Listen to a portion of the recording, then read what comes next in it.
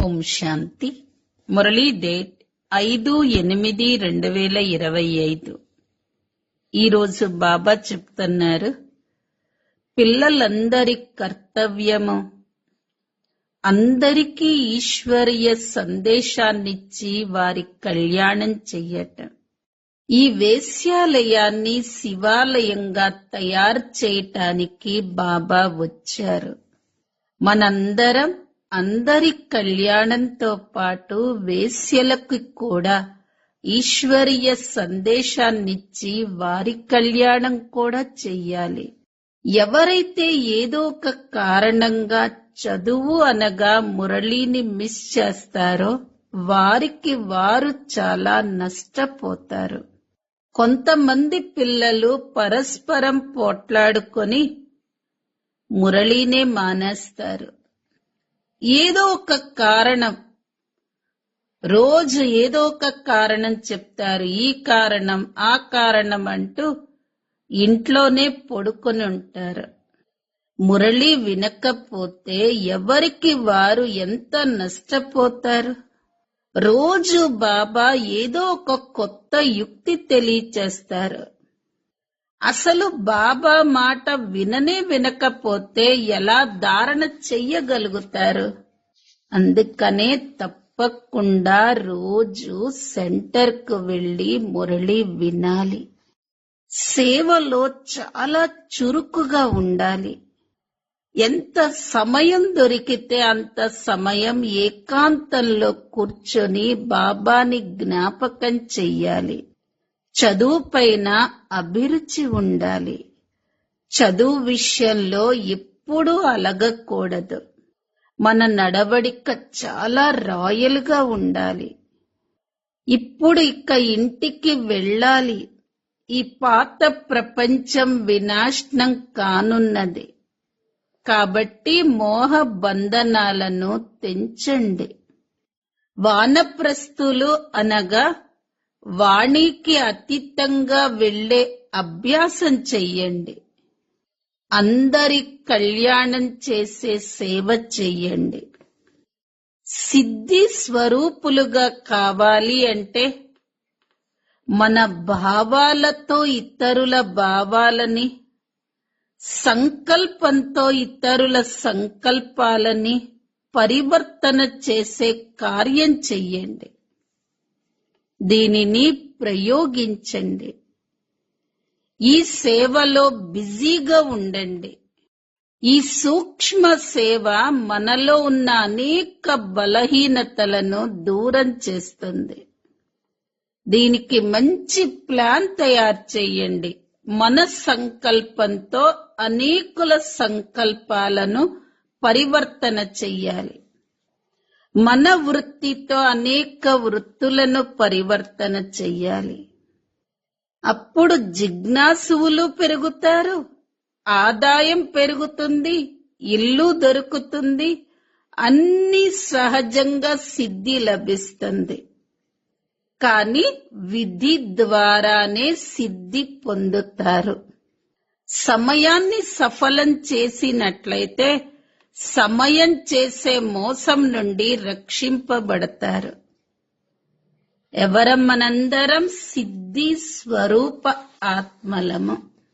ఈ రోజటి మధుర మహావాక్యాలు. మధురమైన పిల్లలు, ఈ వేశ్యాలయాన్ని శివాలయంగా తయారు చేసేందుకు బాబా వచ్చారు. వేశ్యలకు కూడా ఈశ్వరీయ సందేశాన్నిచ్చి వారి కళ్యాణం కూడా చెయ్యటం మీ కర్తవ్యం.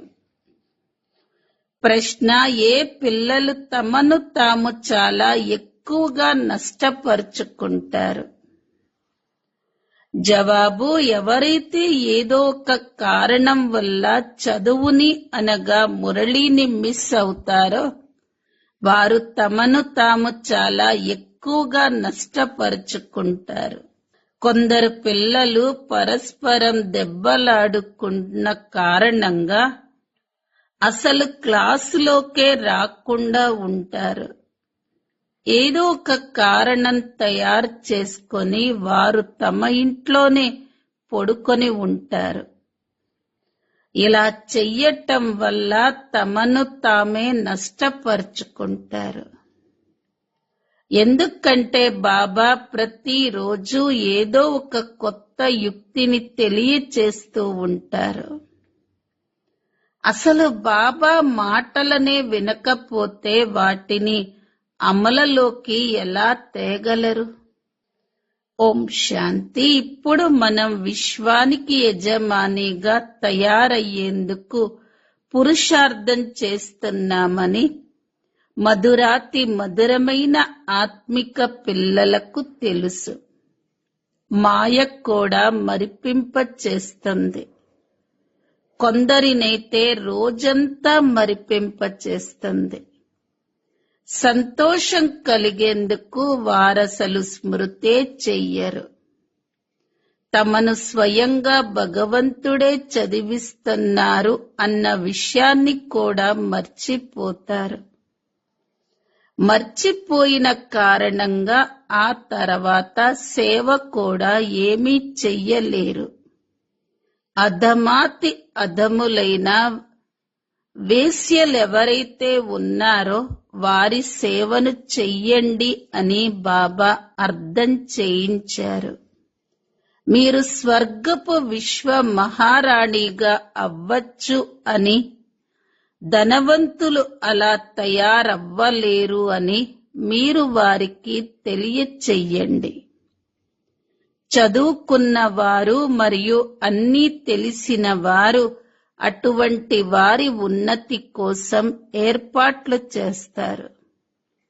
దాంతో పాపం వారు ఎంతో ఆనందాన్ని పొందుతారు. ఎందుకంటే వారు కూడా అబలలే. వారికి మీరు అర్థం చేయించవచ్చు. బాబా ఎన్నో యుక్తులను తెలియచేస్తూ ఉంటారు. మీరే ఉన్నతోన్నతులుగా మరియు నీచాతి నీచులుగా తయారయ్యారు అని వారికి చెప్పండి. మీ పేరుతోనే భారతదేశం వేశ్యాలయంగా తయారయ్యింది. ఇప్పుడు మీరు పురుషార్థం చెయ్యటం ద్వారా మళ్ళీ ఆ శివాలయంలోకి వెళ్ళగలుగుతారు. ఇప్పుడు మీరు ధనం కోసం ఎంత అశుద్ధమైన పని చేస్తున్నారు.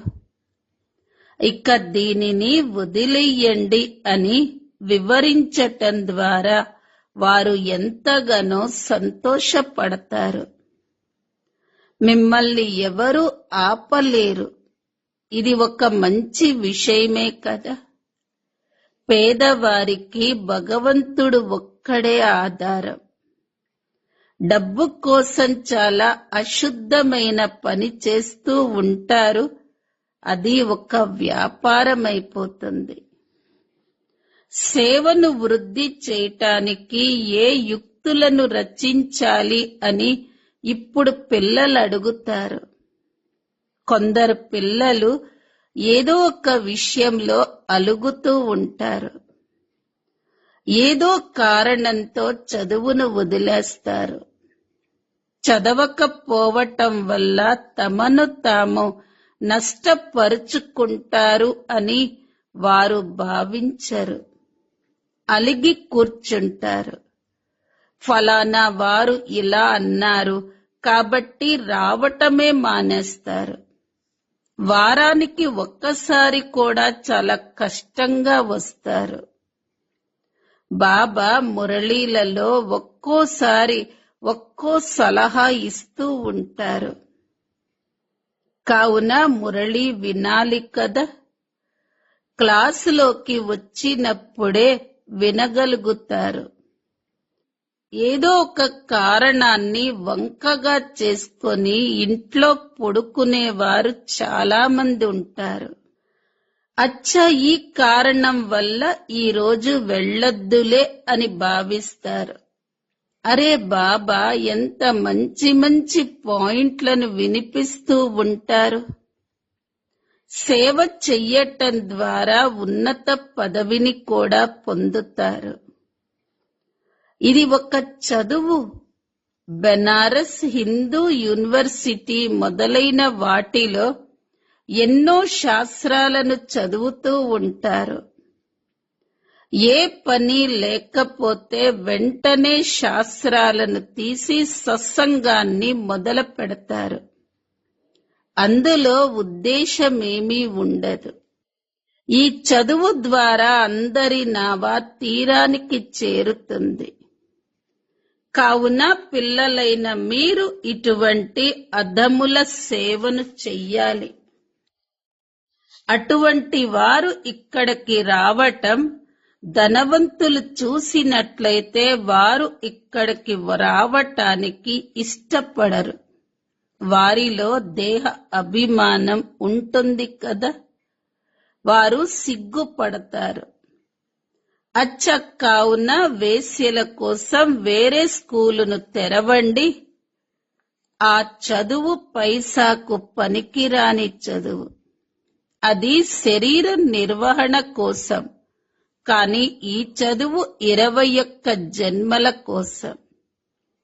దానివల్ల ఎంతమంది కళ్యాణం జరుగుతుంది.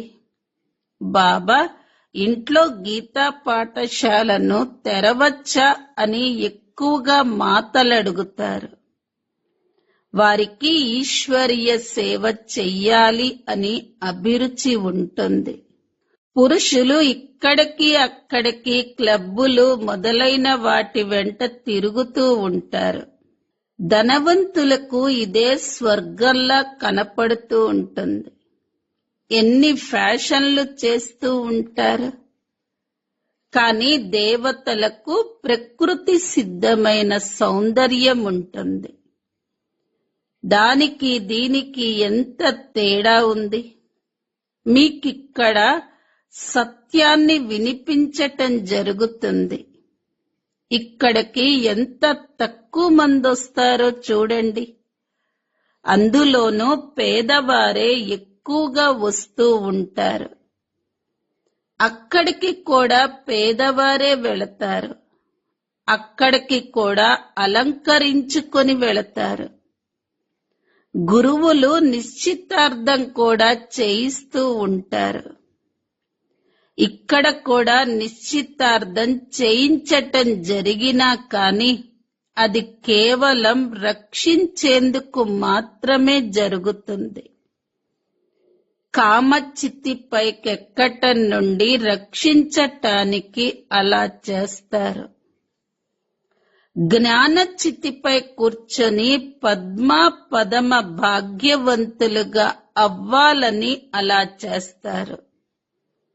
ఈ నష్టాన్ని తీసుకొచ్చే వ్యాపారాన్ని వదిలి ఇక స్వర్గానికి వెళదాము పదండి అని తమ తల్లి తండ్రులతో చెప్తారు.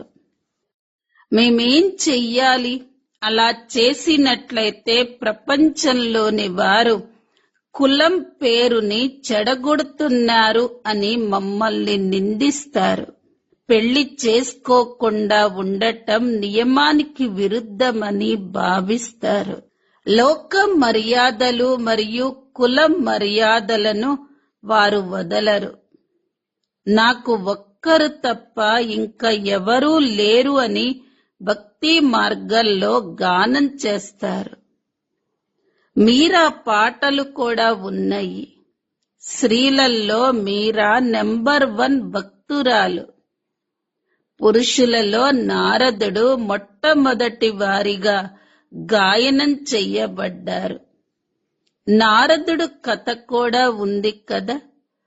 నేను లక్ష్మిని వరించవచ్చా అని మిమ్మల్ని కొత్తవారెవరైనా అడిగితే నేనెంత వరకు అర్హుడిగా అయ్యాను, ఎంతవరకు సర్వగుణ సంపన్నుడిగా అయ్యాను అని స్వయాన్ని చూసుకోండి అని వారితో చెప్పండి.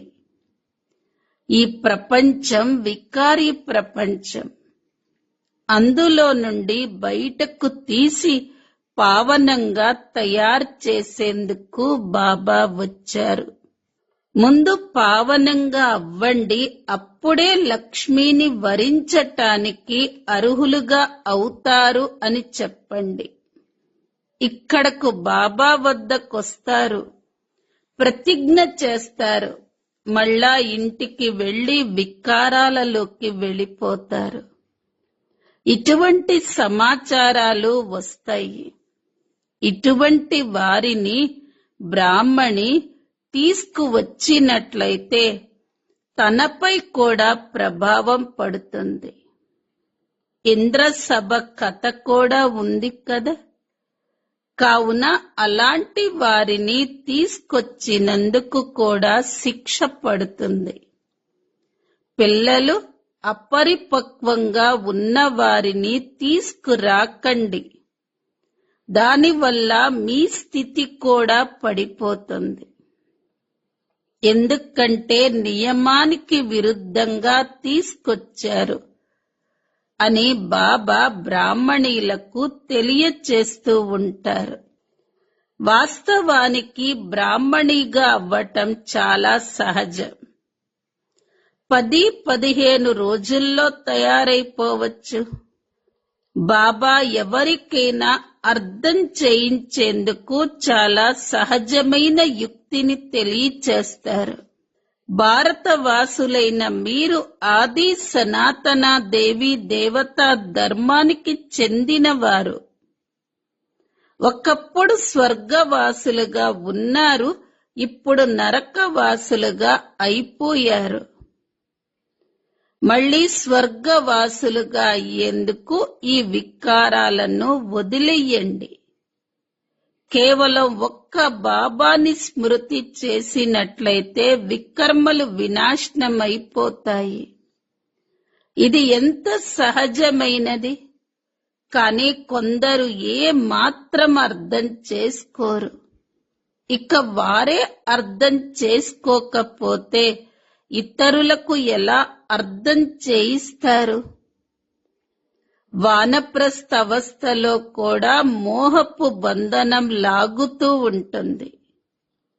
ఈ రోజుల్లో వానప్రస్థ అవస్థలోకి అంత ఎక్కువ మంది వెళ్ళటం లేదు. తమో ప్రధానంగా ఉన్నారు కదా, ఇక్కడే చిక్కుకొని ఉంటారు. ఇదివరకు వానప్రస్థులకు చాలా పెద్ద పెద్ద ఆశ్రమాలుండేవి. ఈ రోజుల్లో అన్నీ లేవు. 80-90 సంవత్సరాలు వచ్చినా ఇంటిని వదలరు. శబ్దానికి అతీతంగా వెళ్ళాలి అని, ఈశ్వరుణ్ణి స్మృతి చెయ్యాలి అని కూడా వారు భావించరు. భగవంతుడు ఎవరు అన్నది అందరికీ తెలియదు. కేవలం సర్వవ్యాపి అని అనేస్తారు. మరి ఎవరిని స్మృతి చెయ్యాలి? తాము పూజారులము అన్న విషయాన్ని కూడా అర్థం చేసుకోరు. బాబా మిమ్మల్ని పూజారుల నుండి పూజ్యులుగా తయారు చేస్తారు. అది 21 జన్మల కోసం తయారు చేస్తారు. మరి దీనికోసం పురుషార్థం చెయ్యాలి కదా. ఈ పాత ప్రపంచం వినాశనం కానున్నదని బాబా అర్థం చేయించారు. ఇప్పుడు మనం మన ఇంటికి వెళ్ళాలి అని తపన మాత్రమే మీలో ఉండాలి.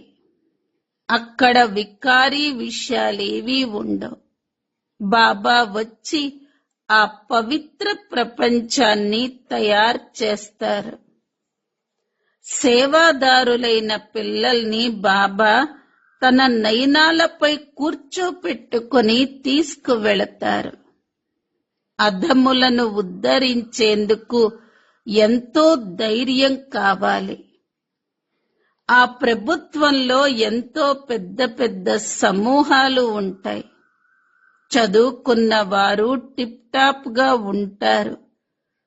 కానీ ఇక్కడ చాలా మంది పేదవారిలా సాధారణంగా ఉన్నారు. వారిని బాబా ఎంత ఉన్నతంగా తయారు చేస్తారు. కానీ మీ నడవడిక కూడా చాలా రాయల్ గా ఉండాలి. మిమ్మల్ని భగవంతుడే చదివిస్తున్నారు. ఆ చదువులో ఎవరైనా మంచి పరీక్షను పాస్ అయినట్లయితే ఎంత టిప్ టాప్ గా తయారవుతారు. కానీ ఇక్కడ బాబా పేదవారి పెన్నిది. పేదవారే ఏదో ఒకటి పంపుతూ ఉంటారు. 1-2 రూపాయల మనీ ఆర్డర్ కూడా పంపిస్తారు. మీరు చాలా భాగ్యవంతులు. మీకు ప్రతిఫలంగా ఎంతో లభిస్తుంది అని బాబా అంటారు. ఈ విషయమేమీ కొత్తది కాదు. బాబా సాక్షిగా ఈ డ్రామాని చూస్తారు. పిల్లలు బాగా చదువుకోండి అని బాబా అంటారు. ఇది ఈశ్వరీయ యజ్ఞం. ఏది కావాలంటే అది తీసుకోండి. కానీ ఇక్కడ తీసుకుంటే అక్కడ తగ్గిపోతుంది. స్వర్గంలో అన్నీ లభించి తీరతాయి. బాబాకు సేవలో చాలా చురుకైన పిల్లలు కావాలి. సుదేశ్ వంటి, మోహిని వంటి సేవ పైన ఎంతో ఉత్సాహం ఉన్న పిల్లలు కావాలి. మీ పేరు చాలా ప్రసిద్ధమవుతుంది. ఆ తర్వాత మీకు ఎంతో గౌరవాన్నిస్తారు. బాబా మీకు అన్ని డైరెక్షన్లనిస్తారు. పిల్లలు ఎంత సమయం కావాలంటే అంత సమయం స్మృతిలో ఉండండి అని బాబా అంటారు. పరీక్షల రోజులు దగ్గర పడుతూ ఉంటే ఏకాంతంలోకి వెళ్లి చదువుతారు. ప్రైవేటు టీచర్ని కూడా పెట్టుకుంటారు. మన వద్ద టీచర్లు ఎక్కువ మంది ఉన్నారు. కేవలం చదువుకోవాలి అని అభిరుచి మాత్రమే ఉండాలి. బాబా చాలా సహజంగా అర్థం చేయిస్తారు. కేవలం స్వయాన్ని ఆత్మగా నిశ్చయం చేసుకోండి. ఈ శరీరము నశ్వరమైనది. ఆత్మ అయిన మీరు వినాశనం లేనివారు. ఈ జ్ఞానం ఒకే ఒక్కసారి లభిస్తుంది. ఆ తర్వాత సత్యుగం నుండి కలియుగం వరకు ఈ జ్ఞానం ఎవరికీ లభించదు. ఇది కేవలం మీకు మాత్రమే లభిస్తుంది. నేనొక్క ఆత్మను అని పూర్తి నిశ్చయం చేసుకోండి.